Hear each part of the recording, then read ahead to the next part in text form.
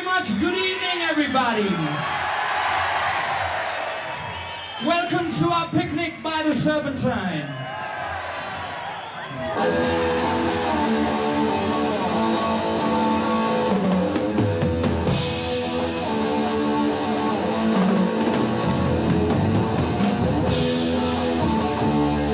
Welcome back. You are watching Queen the Greatest, a weekly celebration of some of Queen's most memorable songs, performances and achievements. This week we head back to 1976 and what remains to this day one of the biggest nights in Queen's remarkable career. Humbled by the success they had enjoyed so far, the band wanted to do something special to say thank you to their loyal fans. And what better way than to put on their most spectacular show to date, a free concert in the heart of London, Hyde Park.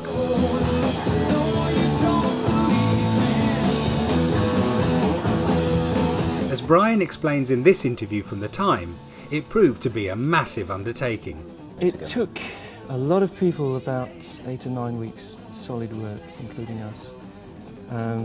All the traumas from not being able to get permission to do it, to wondering about whether the grass was okay. Remember there was a drought at that time and they didn't want us to play if it didn't rain, which is kind of an unusual thing. Nobody realising how long it took to prepare for a thing like that. You can just sort of put it on and off in the day. Lots of things like that. Right up to the last moment, getting very incredibly naturally kind of high before going on, because it was, although we played to large audiences before, this is London, it's our home, and that's something different. Despite all the obstacles, the show went ahead, and as this footage from a rare BBC News clip shows, it was a major event.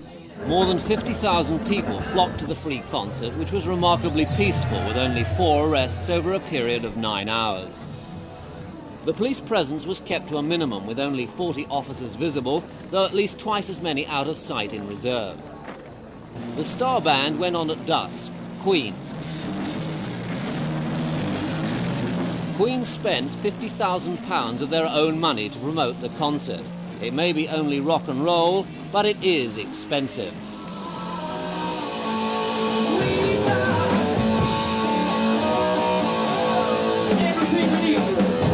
In fact, the crowd size was estimated to be somewhere between 150 and 200,000 people. And for 80 minutes, Queen rocked London. However, as the band prepared to give the ecstatic crowd an encore to finish the night, the police stepped in. Afterwards being threatened with arrest if we went on for the encore. Which nobody realised at the time, but we were sort of hustled into a van on threat of being taken away to different places. It was very strange, because I think people got nervous of the crowd. And people worried whether it could be controlled in the dark and things like that. But apart from things like that, it was great. Yeah, you were pleased with it on the day? I was very pleased, yeah. A night like this needed to be preserved, and so the concert was filmed, with footage from it immediately used in a promotional video for Somebody to Love.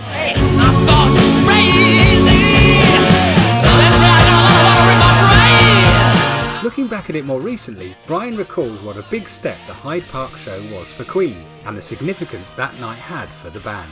I remember thinking, ooh, gulp, we've carved out a place around the world, but England doesn't really think we're that cool. It was packed beyond belief, and it was really like coming home to a sort of hero's welcome.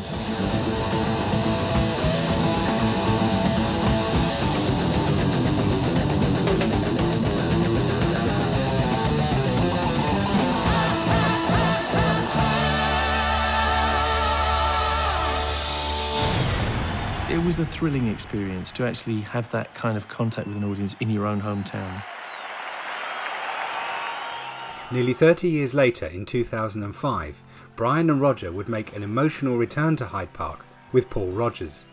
Originally scheduled for the 8th of July, the show had to be delayed due to a terrorist attack in the city. However, a week later, undeterred, everyone came together for another memorable night, with this poignant moment a particular highlight. Imagine there's no heaven. It's easy if you try. No hell below us.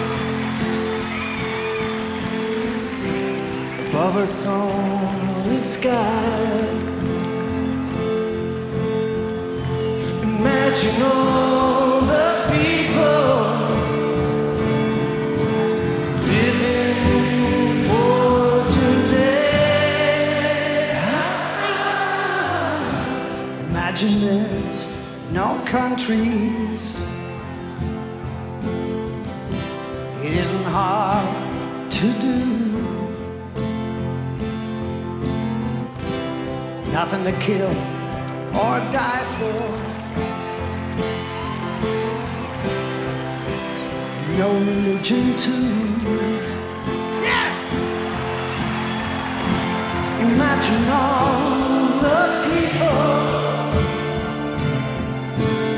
living life in peace.